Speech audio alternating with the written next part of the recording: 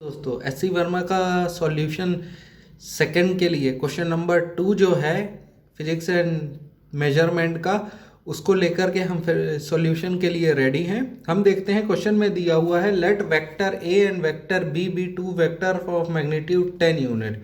दो वेक्टर है ए और बी, दोनों 10 यूनिट के 10 मैग्नीट्यूड है। उन दोनों का इंक्लाइंड है एंगल एक्स एक्सिस से 30 degree and 60 degree. Angle A 30 degree पे इंक्लाइंड है और एंगल बी 60 डिग्री पे इंक्लाइंड है। तो अगर मेरे को रिजल्टेंट निकालना है तो इन दोनों के बीच का एंगल पता होना चाहिए। अगर इन दोनों के बीच का एंगल मैं निकालने जाऊं तो आप देखिए 60 में से 30 माइनस करेंगे तो ये एंगल थीटा आपको 30 डिग्री मिलेगा। ठीक है, theta is the angle between vector A and vector B. तो हमें 30 डिग्री और 60 डिग्री दिया हुआ था, तो थीटा एंगल फाइंड करने के लिए 60 को 30 से माइनस सब्ट्रैक्ट कर दिया। अब हमें फॉर्मूला तो मालूम है A square plus B square plus 2ab cos theta. A की वैल्यू 10, बी की वैल्यू 10 और थीटा की वैल्यू 30 डिग्री लगते हैं, तो कॉस 30 हमें √3/2 मिलता है। इसको जब हम सॉल्व करेंगे तो हमें आ जाएगा, आंसर हमारा आ जाएगा √373। ओके, इसका आंसर हमारा आ जाएगा √373। आप देखेंगे अब √373 को आप डायरेक्ट एक वैल्यू लिख सकते हैं, आपकी मैग्नीट्यूड में आंसर आ गया। लेकिन क्या इसके अलावा और कोई तरीका हो सकता है? हम देख लेते हैं। हमें दिया हुआ है R square equal to 200 plus 200 cos 30 degree. आप देखिएगा, आप ये देखिएगा कि इस स्टेप के बाद डायरेक्ट मैं ये स्टेप लिख रहा हूँ, इस स्टेप के बाद डायरेक्ट मैं ये स्टेप लिख रहा हूँ। तो आर स्क्वायर हो गया 200 1 प्लस कॉस 30 डिग्री। ठीक है, ठीक है, 200 1 प्लस कॉस 30 डिग्री। अब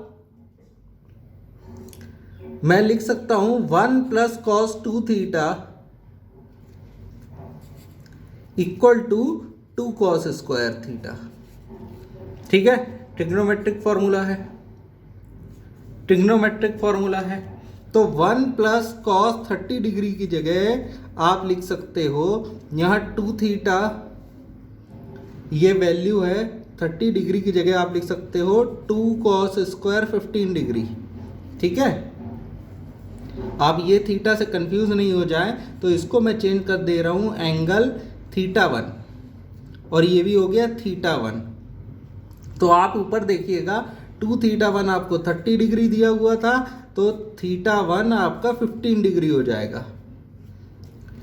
ठीक है, अब मैं आगे देखता हूं कि अगर 200 प्लस है तो इसको क्या लिख सकता हूं, R square equal to 200 1 plus cos 30 की जगह लिखूंगा 2 cos square 15 degree, 2 cos square 15 degree. ठीक है, 2 कॉस स्क्वायर 15 डिग्री। तो अगर मैं आर स्क्वायर लिखता हूं, R square equal to 400 cos square 15 degree. अगर इसका रिजल्टेंट मैं निकालूं तो ये क्या हो जाएगा, root under cos square 15 degree, और इसका आंसर आपका हो गया इक्वल टू 20 कॉस 15। तो इसको हम ऐसे भी लिख सकते हैं। तो R की वैल्यू आपकी हो गई 20 कॉस 15 डिग्री। ठीक है, तो R की वैल्यू आपका रिजल्टेंट आ गया 20 कॉस 15 डिग्री। ठीक है, अब ये एंगल, ये जो रिजल्टेंट हमारा बना है ए और बी के बीच का, ये जो रिजल्टेंट एंगल निकला है, इसकी डायरेक्शन भी निकालना बहुत जरूरी है। ओके, इसकी डायरेक्शन भी निकालना बहुत जरूरी है। तो हमारा फॉर्मूला क्या होता है कि अगर दो एंगल हैं ए और बी, तो रिजल्टेंट एंगल कितना बना रहा है आपका, रिजल्टेंट एंगल कितना बना रहा है आपका, ये अल्फा, ये रिजल्टेंट एंगल ए के साथ है। ठीक है, तो अगर मैं देखूं tan alpha equal to B sine theta upon A plus B cos theta. ठीक है, इसमें से b तो कॉमन है, a और b तो बराबर है, तो बचेगा क्या, हम tan अल्फा आप खुद सॉल्व करके देखेंगे, sign theta upon 1 plus cos theta, 1 plus cos theta, तो tan अल्फा क्या हुआ 2 sine theta by 2 cos theta by 2, ये हुआ 2 कॉस स्क्वायर थीटा बाई 2, 2 से 2 कैंसिल और यहाँ स्क्वायर से ये कैंसिल, तो आपका tan अल्फा आया tan थीटा बाई 2, मतलब अल्फा जो एंगल है वो आया 30/2 इक्वल टू 15 डिग्री। ठीक है, तो ये वैल्यू आई आपकी 15 डिग्री।